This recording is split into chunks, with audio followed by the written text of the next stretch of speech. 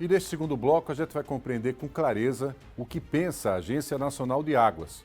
Quais as determinações que são feitas em relação ao país. Alexandre Anderaus, superintendente de regulação, trouxe detalhes sobre a segurança jurídica e principalmente a situação das empresas que já atuam em Alagoas.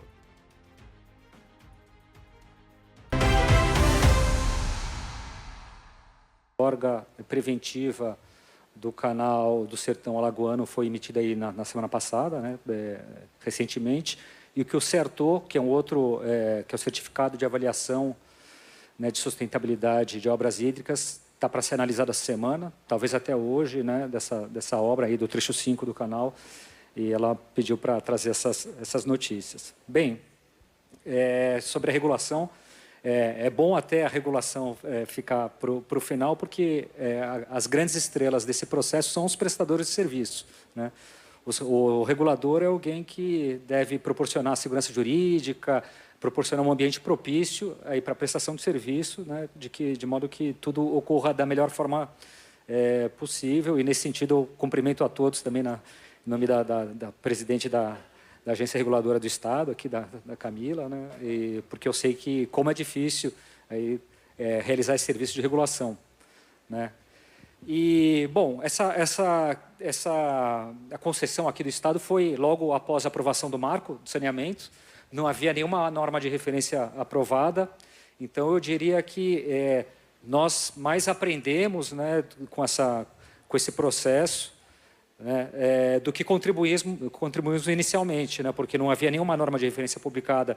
Então, todo esse processo aí da concessão aqui do Estado tem servido como um benchmark importantíssimo para nós elaborarmos as normas de referência. Só recordando que a atualização do marco do saneamento, ela tem 4 pilares principais, né? Atração de capital privado, né, é um dos pilares, com o fim de novos contratos de programa, né?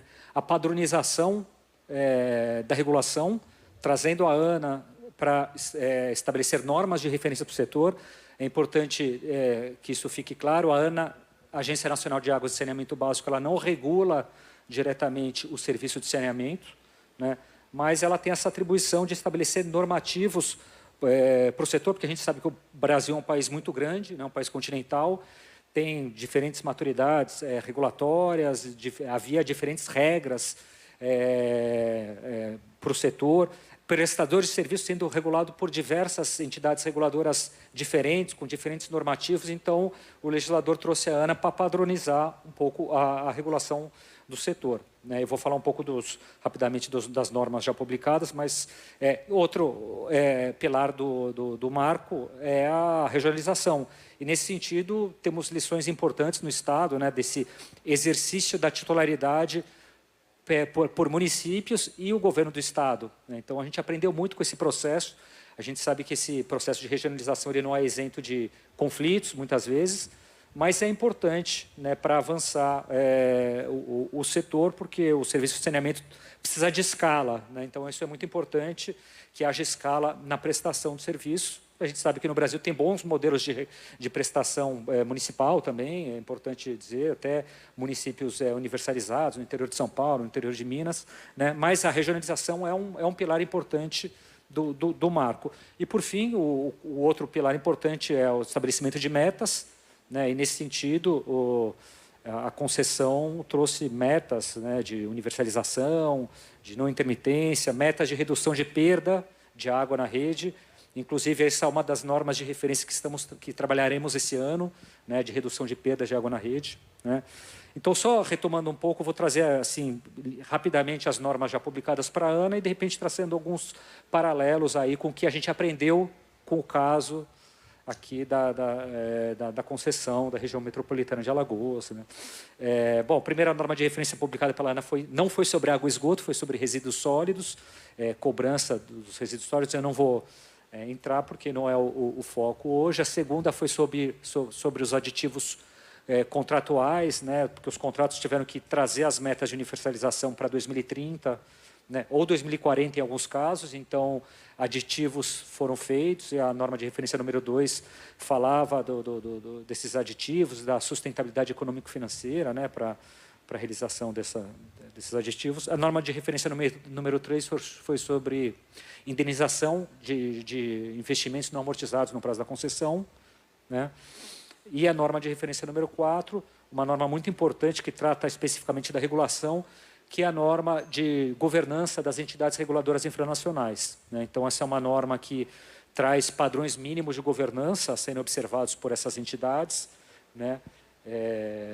E a gente vê que essa norma vai elevar o padrão da governança das entidades reguladoras, porque a gente sabe que no Brasil há mais de 100 entidades reguladoras conhecidas, né? E muitas delas boas, com maturidade regulatória, e outras nem tanto. Então, essa norma de governança, NR4, vem para elevar o padrão da governança, e nesse sentido a ANA se coloca à disposição da Arsal para o que precisar, para estabelecermos um diálogo, né? Bom, a norma de referência número 5, que foi sobre matriz de risco contratual, e nesse sentido o ponto de partida para a elaboração dessa norma foi a modelagem aqui de vocês. A gente partiu da matriz de risco contratual estabelecida pelo BNDES, né, e para a elaboração dessa norma, que é bem importante. Então, aprendemos muito aí com a proposta, e a gente vê que essa matriz de risco vem sendo replicada nas novas modelagens, às vezes com algumas modificações. Então, a gente, nessa norma, trouxe muitos elementos aí da modelagem aqui do Estado. A norma de referência número 6, que fala sobre o modelo de regulação tarifária, né, também tem muitos elementos aí, muitas lições aprendidas na modelagem, né, fala do modelo de regulação discricionária, modelo de regulação contratual, enfim, é uma norma também importante. A norma de referência número 7, sobre resíduos sólidos urbanos, né, condições gerais de prestação de serviço. A norma de referência número 8 é uma norma importantíssima, que é da universalização dos serviços, e ela traz, eu ressaltaria a questão das soluções alternativas para as áreas rurais, né, aquelas áreas onde é inviável que a rede de água e esgoto chegue, né? Então, a gente traz que essas soluções alternativas, individuais ou coletivas, elas podem ser computadas para o alcance das metas de universalização, né, desde que haja uma regulação do regulador infranacional, e que eventualmente haja uma participação do prestador, eventualmente com alguma tarifa reduzida ali, uma questão de limpar fossa, enfim. Então, essa norma é uma norma importante também para ser internalizada, né? A norma de referência número 9 também bebeu muito aí da modelagem do Estado, que fala dos indicadores da prestação de serviço de água e esgoto, né? Então, tivemos muitos aprendizados. E a norma de referência número 10, seguindo nessa linha, foi a norma sobre reajuste tarifário. Aprendemos com a lição aqui do Estado até para mudarmos a orientação para os contratos futuros. Então, nessa norma de reajuste, a gente sugere o IPCA, né, como índice a ser adotado para os contratos futuros, o índice de reajuste. Não mais a fórmula paramétrica, porque a fórmula paramétrica ela traz uma questão, traz muita judicialização, inclusive aqui em 2021 no Estado teve uma judicialização do Tribunal de Justiça, né, questionando, porque a fórmula paramétrica, por vezes, ela distancia muito, né, do IPCA, e isso traz um ambiente propício para a judicialização, né? A gente sabe que isso traz alguns riscos para o prestador, né, porque no longo prazo pode ter um descolamento, mas para os novos contratos isso pode ser precificado, né, no leilão, essa questão. E o IPCA também ele acompanha mais o poder de compra do consumidor, né? Então, a gente, aprendendo com as lições aqui, a gente sugeriu para os contratos futuros o IPCA, né?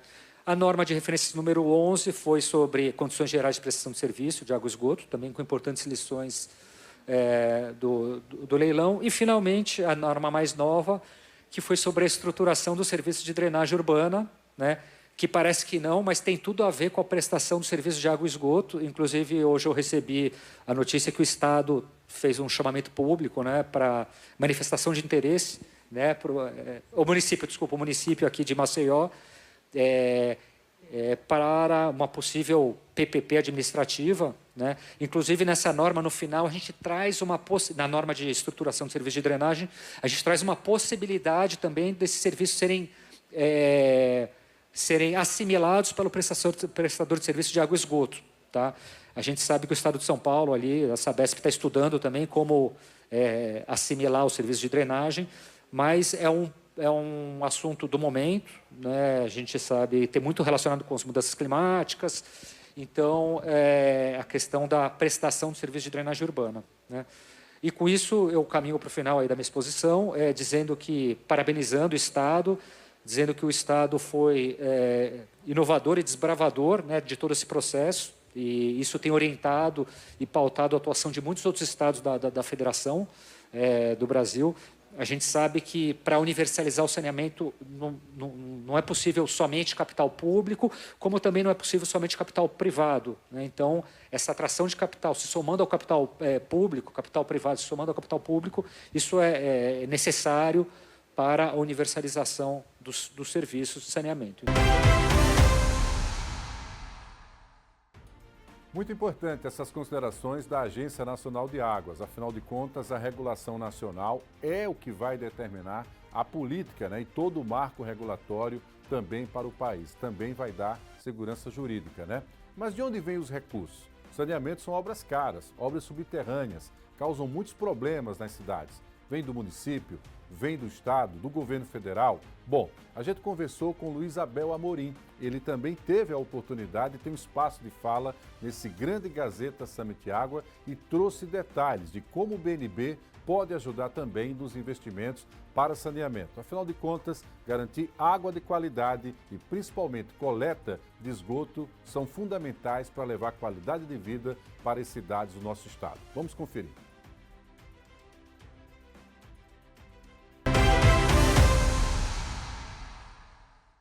E entendendo que, muito interessante que os números vieram até 2022, mas boa parte desses investimentos que foram tratados aqui presente iniciaram-se a partir de 2023. Eu vou demonstrar um pouquinho disso aqui na nossa instituição. O banco é uma instituição que já vem atuando aí há mais de 70 anos e tem toda uma atuação por diversos programas, mas dentre eles a infraestrutura, que é o tema aqui de hoje, que seria o saneamento. Um pouco da nossa atuação geral, e ali Alagoas, nós temos 17 unidades aqui no estado.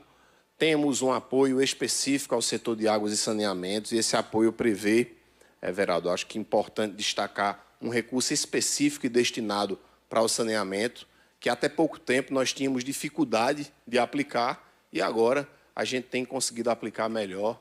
Então, isso principalmente em Alagoas, eu vou demonstrar que teve aí um valor destacado frente aos outros estados quando a gente fala de saneamento. Tem prazo e tem taxa muito interessante, e os colegas que estão aqui sabem disso. Por muitas vezes o recurso do Fundo Constitucional viabiliza a etapa financeira de um projeto de saneamento quando a gente fala de longo prazo, então é importante, e eu entendo que esse é o papel do Fundo Constitucional, de fato, é de alcançar onde os outros não alcançam. O banco tem conseguido fazer isso. Também na linha comercial, mas principalmente na parte de financiamento de longo prazo, que é o que nós tratamos aqui. E aí, como foi tratado? Esse financiamento ele é feito só pelo banco, em alguns casos, mas em grande parte em cofinanciamento com outras instituições, sejam as instituições que concederam a fiança bancária, sejam através da emissão de debêntures que a gente tem visto, e tenta atender o cliente como um todo, através dos seguros envolvidos no projeto, todos os produtos financeiros, de forma que a gente consiga, de fato, ajudar a colocar o projeto de pé. É o que a gente tem visto aqui. O banco, há pouco tempo, inaugurou uma fábrica de projetos, então a gente também vai ter condição de fazer num futuro. É muito interessante, muito bem feito o trabalho que o BNDES fez. Eu acho que é preciso reconhecer aqui no Nordeste, no Brasil todo, e aqui Alagoas partiu bem na frente em relação a isso, mas a gente precisa de mais fábricas, até porque no ritmo que nós estamos, e vocês são sabedores aqui, a gente não consegue chegar aonde todo mundo deseja, nas regras aí de universalização. Só para se ter ideia de número, nós aplicamos de 2020 para cá 5,4 bi em saneamento, assinamos contratos dessa monta, desse valor, mais de 40% foi no estado de Alagoas, o estado que mais aplicou aqui com recursos do FNE, então, mesmo com a população menor, mas de forma muito clara, se percebe o papel aí, e eu entendo de todos os entes, seja do Estado, seja dos reguladores, seja dos bancos que estruturaram, mas também dos players que tiveram a coragem de investir, certo? A ação creditícia do banco tem um impacto que foi tratado aqui, eu acho que dispensa trazer mais comentários na saúde, na educação de longo prazo, e a gente vai ver isso cada vez mais, mas eu fiz questão de trazer, e aí eu vou falar de banco, quantas pessoas foram alcançadas por isso. Acho que mais de 4,5 milhões de pessoas que tiveram algum tipo de impacto com esse tipo de financiamento, e isso por si só demonstra a importância da ação de saneamento, que é verdade, é uma ação de médio e de longo prazo, a gente não consegue ver no mesmo instante aquilo, mas que tem um valor aí, uma dimensão social, econômica, que acaba sendo muito mais abrangente, então que merece sim a atenção dos estados, dos players, para que a gente possa continuar avançando em relação a isso. Tem-se os objetivos de universalização, tem-se as ODS que são tratadas, a gente precisa correr muito em relação a isso, e algo que eu sempre coloco é que dificilmente a gente conseguiria chegar nisso só com o poder público. Aqui a gente percebeu a alavancagem que se teve avançando, e numa parceria interessante, a Casal está aqui, nós temos visto esse tipo de parceria exitosa, da continuidade do fornecimento da água, e esperamos apoiar projetos em outros estados também, para que a gente possa ter a mesma dinâmica daqui. Hoje, por incrível que pareça, a gente precisa receber mais projetos para cumprir as nossas metas de aplicação no setor de saneamento. Então, fica a provocação para os players aí também, que atuam em outros estados e têm uma sinergia, para que a gente possa receber ainda mais, tá?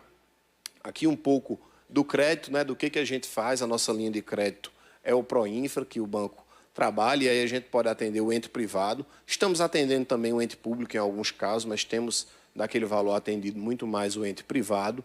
Toda a gama de saneamento que envolve aí o processo, seja da captação, seja do tratamento, seja das diversas partes que a gente tem aí, das estações envolvidas nisso, que o banco tem, inclusive, apoiado as empresas no sentido de trazer mais inovação tecnológica para o processo, que eu acho que isso é importante, para que a gente tenha mais eficiência aí nas aplicações. São recursos que têm um prazo de até 34 anos, então são condizentes com as concessões que vocês conseguem, os clientes, e aí sim traz uma aderência para que se possa aplicar taxas que são bem atrativas se a gente fala de mercado. Hoje, por exemplo, a partir de 2,80 de IPCA mais 2,86, IPCA mais 3% ao ano, é 4% ao menos de juros, é 4,5% a menos de juros do que a taxa que a gente tem hoje, por exemplo, de títulos do governo, né, de NTN-Base. Então, acaba sim se tornando atrativo, e eu digo que compõe muito, já que no caso da emissão de debêntures, no mercado de private equity, dificilmente vocês vão conseguir taxas desse nível, mas compõe para a estruturação e para a viabilidade do projeto, que é mais importante, para que os projetos consigam, sim, ter esse resultado que foi mostrado aí por muitos de vocês, para que a gente consiga colocar de pé cada um desses projetos. É lógico que isso envolve um robusto pacote de garantias que a gente tem, envolve aí fianças bancárias, diversos covenants, os seguros envolvidos para essa operação, mas que são inerentes a todo tipo de operação e que esse custo de capital faz uma diferença. Nós reconhecemos que, num primeiro momento, acho que a pessoa da Sanama que estava aqui e que teve lá atrás um financiamento, existia uma dificuldade bem maior, nós conversávamos, né, Sidney, para avançar em relação à contratação, em relação aos desembolsos de recursos. Ainda bem que, em contraponto disso, a turma ali fez questão de citar, hoje nós já conseguimos adiantar parte do recurso do processo para que isso não pare, para que obra nenhuma seja parada, para que o processo não tenha interrupção e consiga, sim, cumprir dentro do prazo planejado. Então, é isso que eu queria colocar, até pelo adiantar da hora de vocês, agradecer pelo convite mais uma vez e dizer principalmente para todos, mas para os players, que nós estamos à disposição, o banco quer continuar e o tema de saneamento de água é muito caro para o Banco do Nordeste, que é o maior banco de desenvolvimento dessa região. Tenham certeza que a gente vai continuar dando esse apoio, tá bom? Muito obrigado. E assim nós encerramos esse Revista Gazeta especial com tudo sobre o que aconteceu no Gazeta Summit Água, evento que reuniu os maiores especialistas do Brasil e também os gestores aqui do estado. Esperamos ter levado até você o melhor da informação sobre as perspectivas de saneamento hoje e principalmente no futuro.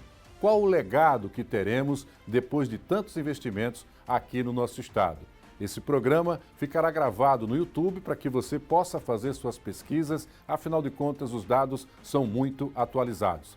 Queremos agradecer a todos que acreditaram nesse grande evento, a Assembleia Legislativa do Estado de Alagoas, o Governo do Estado e também a ABRK. Nós voltaremos numa próxima oportunidade trazendo mais detalhes para você em um programa especial.